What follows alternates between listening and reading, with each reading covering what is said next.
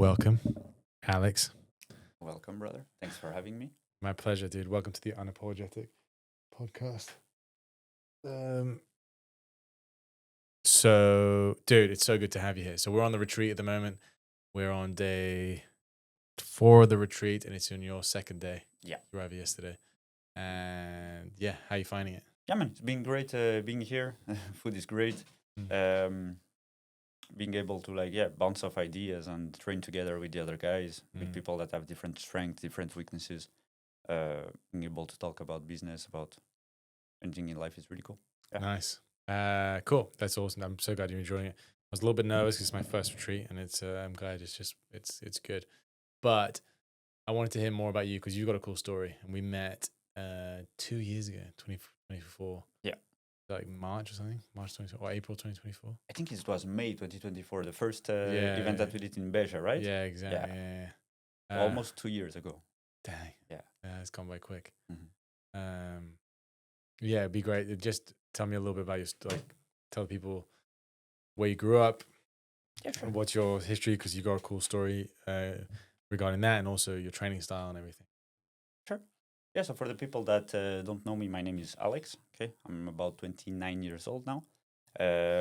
I'm Portuguese, but I was born in Switzerland. I mean, I did the school. I did most of my teenage years in Switzerland. There, very young, when I was like 15, I decided to go into workforce. Okay, so started working. In Switzerland, you have what's called an apprenticeship, when you can go do a profession and get paid, not on the same rate as like a normal worker, but still gives you opportunity to practice and to learn the things. Basically, that was my first job experience as a cook. And did you know immediately you wanted to be a cook? Not necessarily, honestly. So most of people that were around wanted me to do studies and things like that, but I don't know why I wanted to kind of get into life first, see what it was about. And it was very good because very young I was in an environment with older people. You know what I mean? So there were some bad aspects to it, but there were also some good aspects to it. For the good aspects, I learned to be serious very soon. I learned to be able to meet a schedule, to be able to meet with deadlines, to be able to handle your shit, your preparation, your stuff. Basically kitchen skills that you learn have a great transferability to life. Even simple things like doing lists, knowing what to do first, and then what to do after, what needs to be ready when people come, stuff like that. And it allowed my mind to think in terms of systems, recipes, how things are organized. And it was great. But then I got really hooked with the kitchen. I wanted to kind of go to the best level that I could get. So when I was 18, I was working in an hotel in Switzerland. And there I got the opportunity by one of my chefs to work in the 3 Michelin star restaurant, like I told you. And basically he organized everything, and I started working for them there. And that was Louis 15. Exactly. Yeah. So in Monaco. Nice. And so you were working in a hotel. You obviously did a good job there. Yeah. And then your boss was like, "Yeah, I can get you a spot." And basically, I worked in the hotel, and so I'm just curious because we've spoken a lot about this, and it sounds a lot like professional sports. But with professional sports, depending on what league you're in, for example, the Americans have a very linear path to the NFL, for example. You can go undrafted, but really you go from middle school to high school to college, and then you go through the NCAA, and then you go to the NFL. Football, similar. You might go through academies, and then you go to the championship, whatever, and then Premier League. Yeah. And with you, I'm just curious, do you get scouted, or does that make sense? You're going in such a high level performing environment, dude. So I'm just curious. Yeah, I'm just curious to hear how that came about. But yeah, you basically got scouted by your boss. Kind of. So I was working at that place, and in kitchens, usually things are divided by parties. So we call them parties. Not everyone does everything. Okay. Otherwise it's a complete mess. So for example, there's a guy that's gonna be in charge of starters. Yeah. There's a guy that's gonna be in charge of side dishes. There's gonna be a guy that's in charge of the fish. There's gonna be a guy that's in charge of the meat. Yeah. Okay. Basically, that order that I gave you is kind of a hierarchy that you can find in the kitchen. So everyone starts with like starters, vegetables, stuff like that. Then you go into side dishes. Then you go more into fish and meat. Okay. Once you are into fish and meat and you are skillful in those stuff, you can probably start to manage 1 or 2 people. Okay. So for example, if you've been good at your party for the meat, maybe then you can ask your chef, okay, I would like to become a chef de partie or a demi-chef de partie. I would like to learn other stuff, okay? And for me, basically, all of those steps happened really quickly. So I would spend maybe 2 to 3 months in a specific party, and then I would ask to leave because there was nothing else for me more to learn, if that makes sense. Yeah, it does, yeah. So basically, it's like, okay, chef, I learned what I needed to learn here. What's the next step? Yeah. Until we got to the point that in that structure, I did everything that I could learn. So I was like, okay, and he told me, if you want to learn more, you would need to like reach out to other environments and reach out to higher level people. Yeah. And he knew some of them. So yeah, he did the job of sending me there. Epic. Yeah, that was really cool. And he must have been involved in that circle himself, just to know people in that circle. I'm sure. Does that make sense? Like he must have been in those circles in the past. No problem. Just so it's a little bit more fun. They're very directional. So you speak into it and it's like, but it looks great. It looks great. And it's catching. I can see it's catching. So it's all good. Cool. Just my OCD kicking. I don't have OCD, but like, yeah. Okay, cool. So he must have been involved with that at some point, and then that's cool. And then what was your first impression of what? Arriving at Louis 15? I mean, it's kind of honestly, I don't even know how to translate it because for me it felt a little bit kind of the army. You know what I mean? Yeah. So everything was really rigid. Everything was really structured. There was a clean hierarchy. You could see like the commies and the guys that would have, for example, when I arrived there, usually the guys that were new, we were expected to come 1 or 2 hours earlier to work just to prepare stuff. Okay. So this wasn't like said, but it was expected. And that's a little bit of also something that's interesting is like sometimes the standards, they're not necessarily said, or someone is not going to tell you, okay, look, if you want to grow, you're going to have to do this and this and this. You kind of need to figure out a little bit for yourself what happens. And yeah, most of the time it was coming in early, going out a little bit later than the others. And yeah, it was a very competitive environment. It was very stressful. But everything was so organized and so systemized that there was no ability to make mistakes. Oh, really? Yeah, in the sense that nothing there would allow for us to make mistakes. So you were in this perfect machine, just... Yeah. Yeah, you were part of this perfect machine. Yeah. You're just, wow, okay. Cool. Let me give you an example. Imagine that a table comes and they ask for whatever menu, okay? And then the chef, we had talkie-walkies in the kitchen. Oh, nice. And the chef would like open up and say, okay, guys, from the starters, what time is the plate ready? And we would say, for example, 8:31.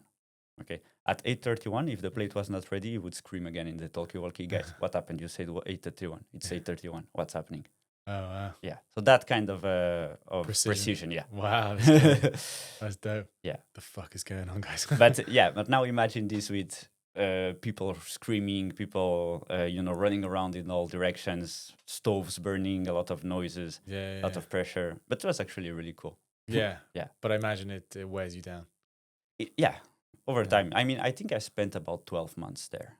Okay. Wow. So for me, it was really good. Most of the guys would there were some guys that would come and the next afternoon they would leave. That's my impression. I think you told me that before. And it's like, my impression of that kind of place is that it's very, the turnover of people is big.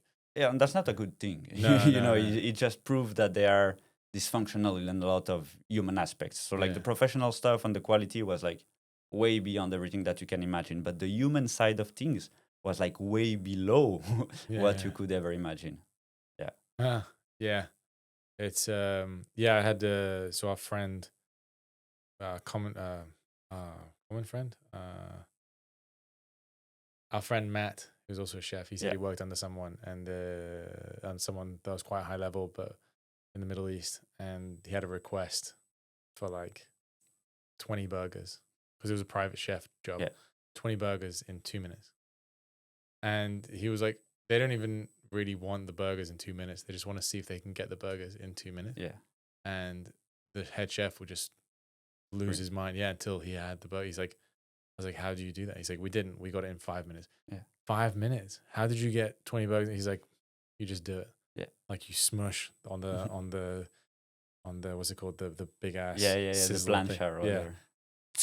Like smushing the burgers, and then like, I don't even know. But I guess what helps is what you're describing. Every person has their responsibility, right? So it's like 20 parts of the burgers are being made at the same time. It just comes together to make one. Exactly. And it seems like for someone that doesn't know what's happening, it seems very chaotic from the outside. Yes. You know, you see a lot of people moving, everything seems random, but then at the end you have, look, beautiful thing that's plated. Yeah. And it's a little bit like this. It's like everyone knows what he has to do. Sometimes they talk with each other, sometimes not. But at the end, I think it's better to work that way.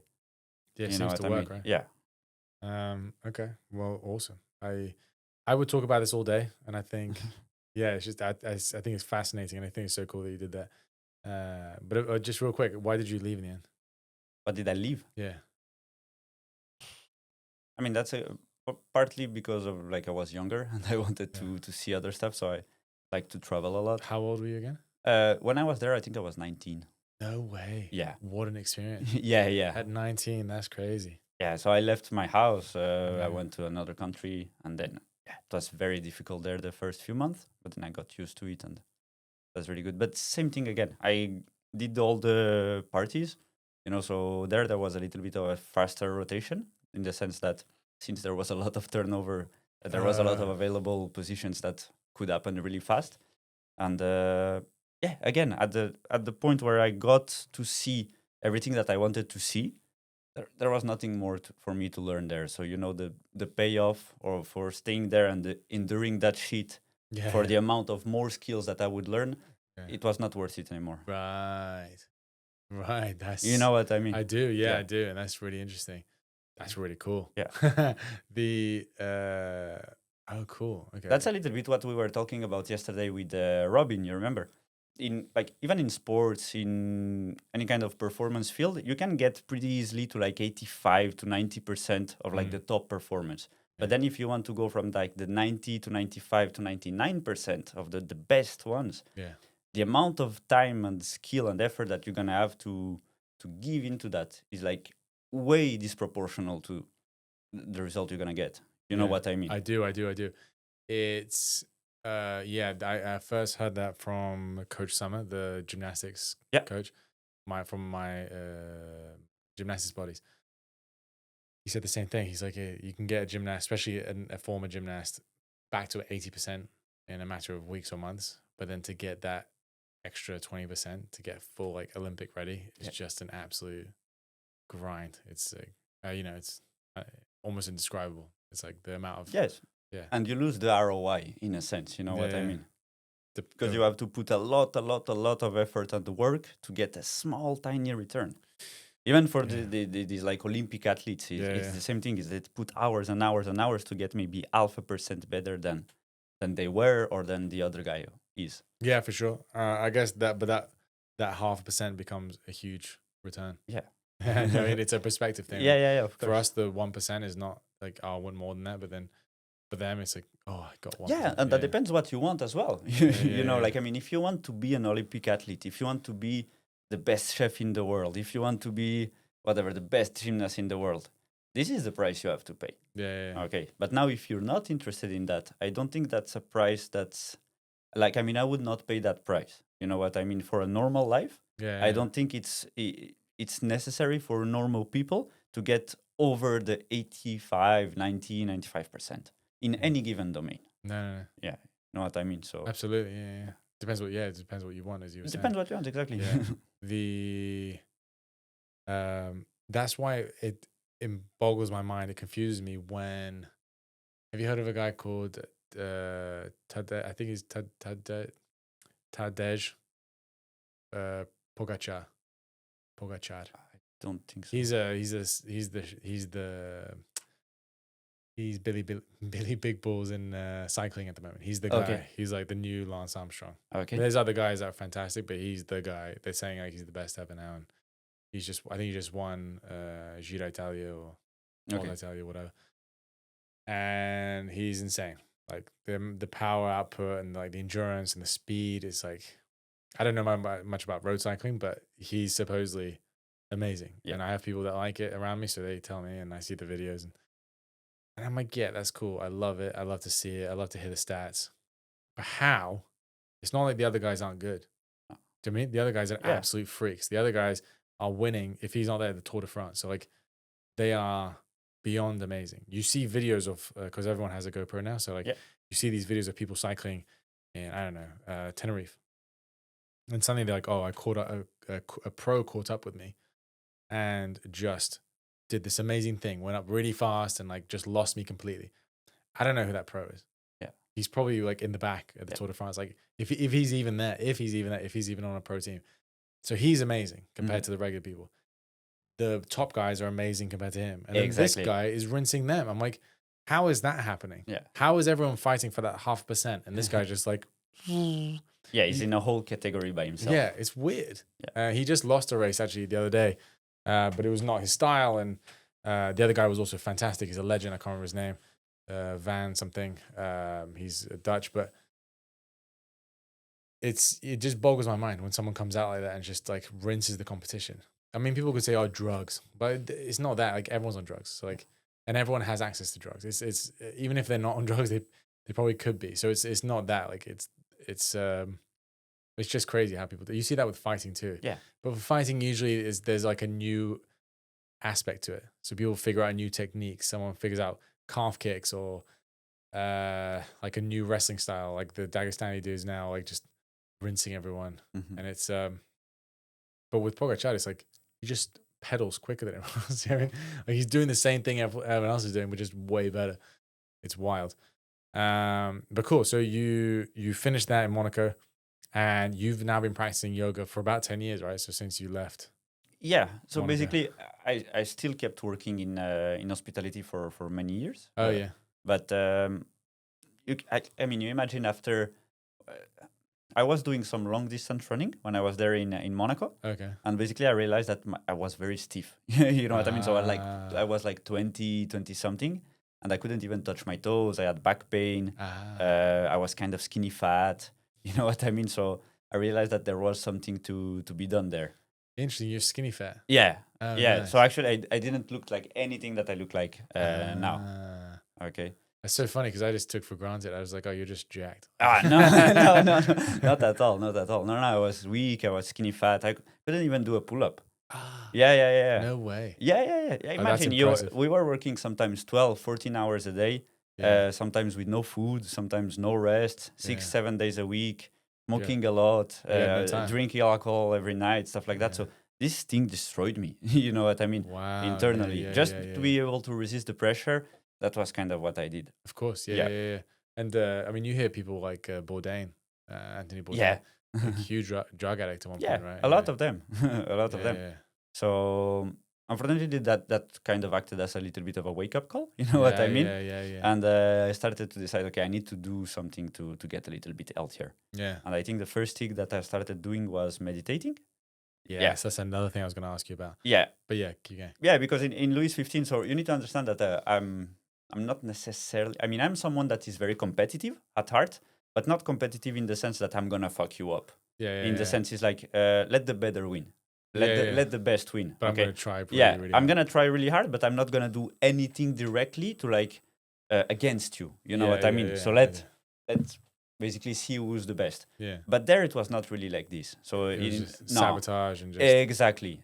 So it was sabotage. It was sometimes stealing stuff. You know what I mean? So even basic stuff like you need a knife to work. If someone steals your knife, you're fucked. That kind of random stuff. So over there, for me, it was difficult mentally and emotionally to handle all that kind of stuff because it was against my whole personality. You know? Must have been a huge growth experience. Like it must have been just a steep learning exactly. curve. Yeah. I imagine I'm trying to picture you as a 19-year-old in this chaos and suddenly being like, whoa, did he just take my knife? And like, oh shit, that's what people do here. Oh fuck, that's like, oh shit. No, it was crazy. Some days, for example, I would go for lunch, and then when I come back from lunch, like half of the things that I spent hours doing were thrown out in the bin. That kind of stuff, really. So for me, meditation helped there a lot because it helped me distance myself kind of the immediate reactions that I would have wanted to do. Did you know who would do, like, if in that case, did you know who did that?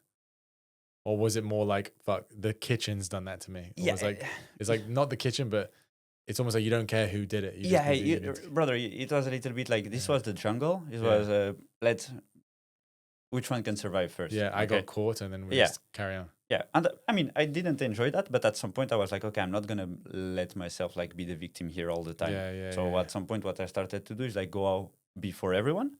Like if the other ones would enter at 7, I would go at 6, and I would hide everything. Really? Yeah. And he's like, okay, guys, you wanted to play with me for like 2-3 months. Now let's see. Yeah. And that worked quite well, to be Yeah. honest. Yeah. They liked you for that? Not necessarily, but it wasn't the goal either. No. Yeah. So That's so funny. Were there other more dramatic reactions from other people that had that happen to them? So would one of you guys come in, have their work smashed, and they'd be like, "What the fuck?" I don't remember any of those like No. specifically, but we had a lot of crazy situations. Yeah. You know, I don't even remember half of them. Yeah. But most of the shit, like the thing that I told you earlier with the pepper windmill, that kind of crazy stuff. Yeah. Yeah. Throwing pepper shakers at people's faces. Yeah, that was not normal. I've heard story about a guy being seated on the stove while it was turned on. No way. Yeah, stuff like that. Yeah, I guess if like emotions run high enough, just shit goes awry. Yeah, you mix high stress, high pressure, high drug consumption, people that are hyper competitive. This is the kind of result. Nice. I love those stories. But the meditation helped you a lot. Yeah. How did you come across the meditation? I think I saw a book in Fnac. Oh, nice. Yeah. So I just saw the book and I was like, Fnac in Monaco. yeah. Oh, nice. Fnac exists in all countries, I think. Yeah, I know. It's French, isn't it? Yeah. I don't know if it's French or Swiss or Belgium or something like this. But it's funny to hear Fnac in Monaco. That's Yeah. so jokes. So I think I was there and I saw a book about meditation. I think it was Meditation for Dummies or something really? like this. Yeah, and I was like, oh, this sounds interesting. Let Yeah. me see. And yeah, I learned the skill. And then later on, I got interested of, okay, where does meditation come from? And then that led me to yoga. Okay, and then I started to practice yoga and stuff like that. My body got less stiff. So that was one of the big wins as well. It was better because my mind got better after the meditation, and also that kind of initiation, if we can say that kind of brutality that was there in the restaurant. It also helped me to, like you said, to grow and to deal with a lot of shit. But my body was still very stiff, was still very weak. Yoga started to help a lot, and with the practice, my body got a little bit looser. As my body got looser, my mind got also a lot looser. My ideas were flowing better. And it gave me the opportunity to then have more physical freedom to be able to try other stuff. And then I started to want to do handstands. Okay, so for example, in the yoga community, there's a lot of handstands. So I was like, okay, I want to learn handstands as well. And then handstands led me to, okay, I want to learn calisthenics as well.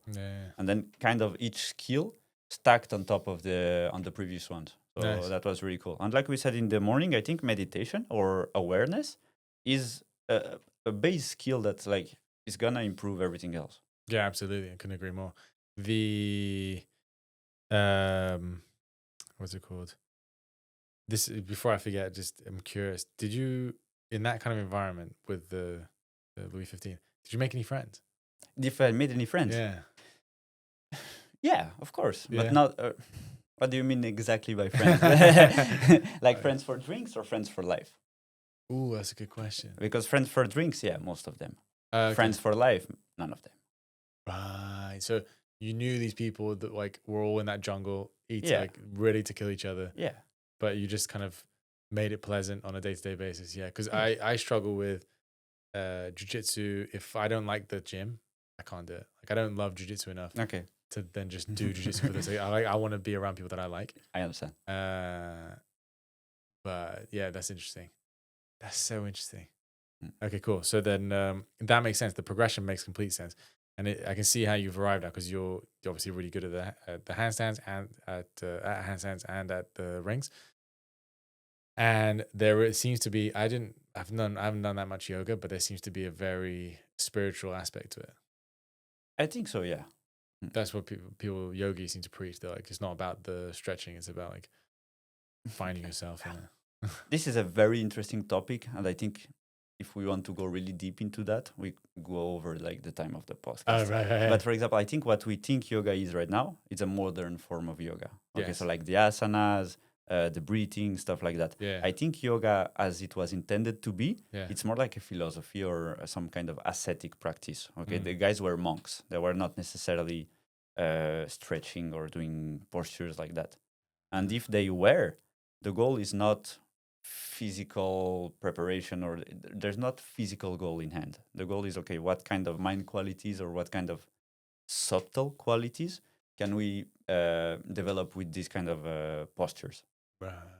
or the breath, the meditation? Because the way they see it, there are nadis in the body, so kind of like the blood flow system, but for energy. So imagine that you have a lot of veins, but instead of blood, it would be like your vital energy that goes through this. And there are nodules or nodes that are called nadis. Okay, different cultures, different. For example, in Chinese medicine, they call it differently. A lot of different cultures have kind of the same map, but a lot of asanas and stretching and postures can kind of clear out these kind of energetical points, if you want to say. Interesting. Okay. Yeah. That can help with digestion, that can help with mental fog, that can help with different kind of issues, honestly. I think, yeah. Yeah. I've never heard it explained that way. That's really cool. Okay. Yeah, I think that's the main goal. But with yoga, I think it's build a map of awareness, like an internal map of awareness, and then it's being able to like flow the energy through that map, basically. You know what I mean? I do. Yeah. So through the breath, through the intention, through even the physical asanas, the goal is being able to kind of direct the energy and make it move freely through the body. Nice. Instead of getting stuck somewhere. You know what I mean? I do. That's awesome. And how are you finding it now? Are you finding more and more you're going through that, or are you finding more joy in the physical challenges of like calisthenics and rings and handstands? I think they are both very complementary. Okay, so for me, like meditation and yoga would be the base. Okay, I think it gives you a solid base. Even for you, you think, even if we call it differently, every day you do some form of breath work, and every day you do some form of like body preparation or kind of mobility drill, stuff like that. Yeah. So I think this should be the base for everybody on a daily basis. And then on top of this, I think it's very useful to add, first of all, things that you like, and second of all, things that gonna make you stronger. Because yoga in and of itself is not necessarily gonna make you stronger.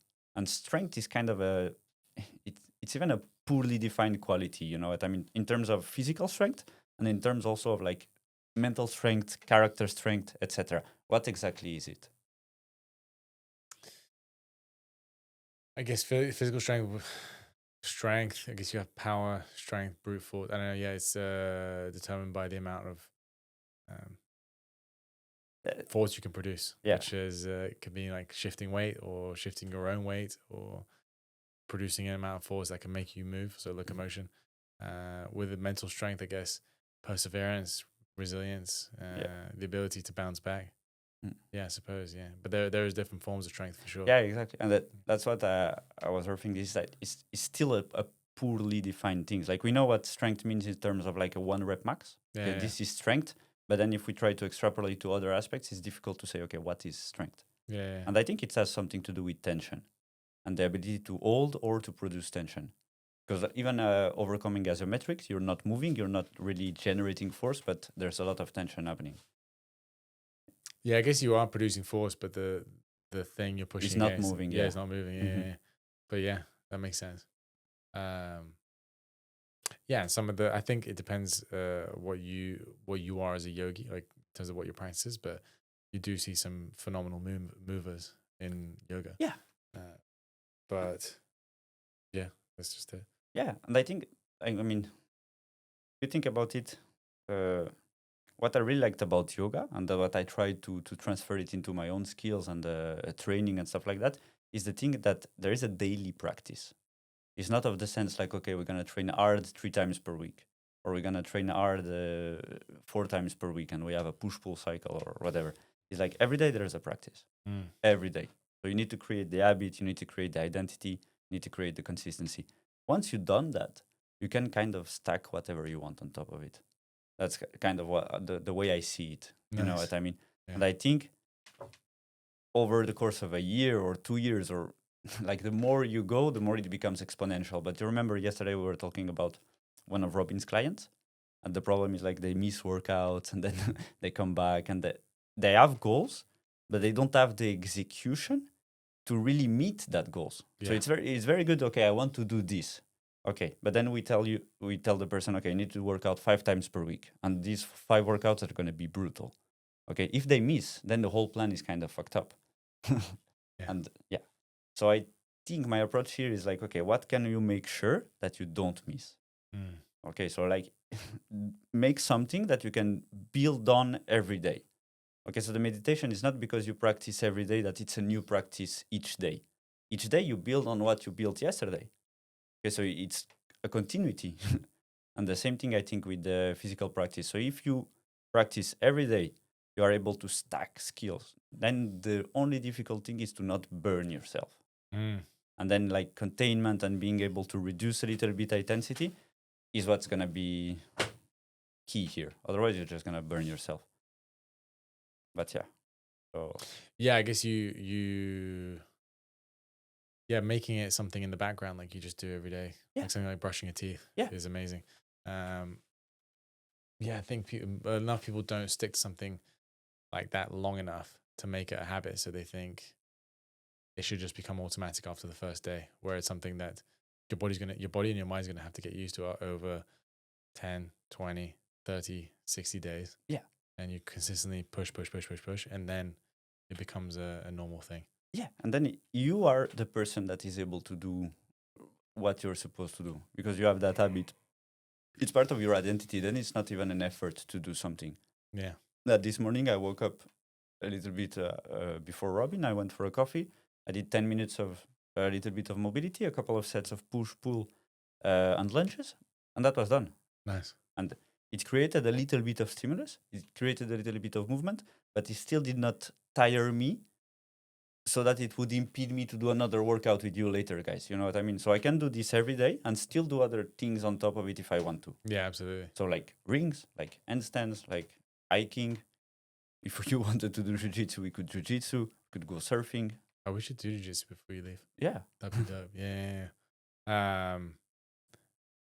I think that's a really important point. Like whether you're a professional athlete or you're just average Joe. Do you know Pavel Tsatsouline? Yeah. Have you heard of the greasing the groove approach that he has? Yeah. Have you tried it for like anything specific? No, not long enough. Not long enough. Okay. But that could be a good experiment. Try it. Yeah. I tried it the first time, and it reaches again in the same thing. It's like consistency over intensity. Okay, so what greasing the groove? I think I did it the first time with the chin-ups. And you take your max chin-ups. Let's say you are able to do 6 chin-ups. Okay, then you take 30 to 30% of that. So that would be 2 chin-ups, something like this. And you do several sets during the day. Okay, so you do like 1 set of 2, you rest for 2 hours. You do another set of 2, you rest for 1 hour. You do another set of 2, you rest. You know what I mean? Over the course of a week, imagine the volume of reps and quality reps that you're going to be able to accumulate. Yeah, it's going to be perfect reps every time too. Yeah. Perfect reps all the time. No fatigue. No, maybe the first day is a little bit of soreness, but that's going to go away very quickly. And you're going to be able to build like this. I think the first time I did this, I got my chins from 6 rep to like maybe 12 or 13 reps. Really? Yeah, in 1 or 2 months. Oh, sick. Yeah. That's great. And it doesn't even seem like, and it's a practice. It's just like every time you see, so I had a pull-up bar in my room and I would do like 2 chin-ups every time. Yeah. But you can apply the same principle with instead of doing grazing the groove on a daily basis, instead of like you do several workouts per day, you do that on a weekly basis. So every day you're going to do a part of the practice that you want to do. Okay? And that's it. That's kind of what I've been doing for most things. Even the muscle ups, the crowd presses that we were doing this morning, these kind of stuffs are built on low intensity, low fatigue, high frequency. Yeah, I feel that with my handstands. I'm not doing them much at the moment, but I'd like to get. But today was a really cool session. I very much like getting back into it, and it is one of those things you can't force. Yeah, you can't really do handstands to failure. You can do the thing we spoke about where you force someone to stay up and they have to adjust the whole time. But really, what you're doing is you're training your subconscious to do something that it's not aware of. Yeah. So the grease and the groove thing makes complete sense because you're just doing a rep, and then let your body figure it out. Your body, your subconscious, but yeah, your nervous system, let it figure it out, and then you come again, do it again. Whereas when you do things to fatigue with such that are so technical, what happened? it looks like camera one's gone. Oh yeah, why? Not sure why. Doesn't really matter. We'll just use the camera 2, camera 3. No problem. But yeah, when it's so technical, it's so hard to go to failure on something like that. It's hard to do muscle ups well, I guess when you're good enough, you can do them to failure, but it's like if you can only do one, or you can do 2 or 3, you can do one. It's going to be hard to replicate quality throughout multiple sets if you're not resting a long time. So when there's such a detailed technical aspect to it, or it's so hard neurologically because you're trying to figure out a new movement, it makes sense that you'd want a lot of time to rest. Yeah. You want to spread that work over a day or a week or whatever it is. Yeah. The idea would be instead of maxing out every 2 to 3 days and doing like 3 hard workouts per day, try to do half of that workout, but you do it every day. Like even I think I saw another guy that was talking about that with wrestling. And he says, for example, you take Americans, they wrestle hard 3 times per week. And then when they have the competition, they go hard. Okay, but when an American wins, it's because he's like a genius or a prodigy or a star or whatever. But then you have the Russian guys, for example, or guys from Kazakhstan or whatever. They train every fucking day, but they don't go all in, all out every day. They take it chill, you know?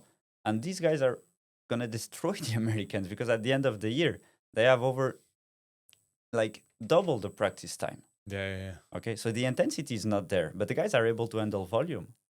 The joints, the tendons, everything, you know what I mean?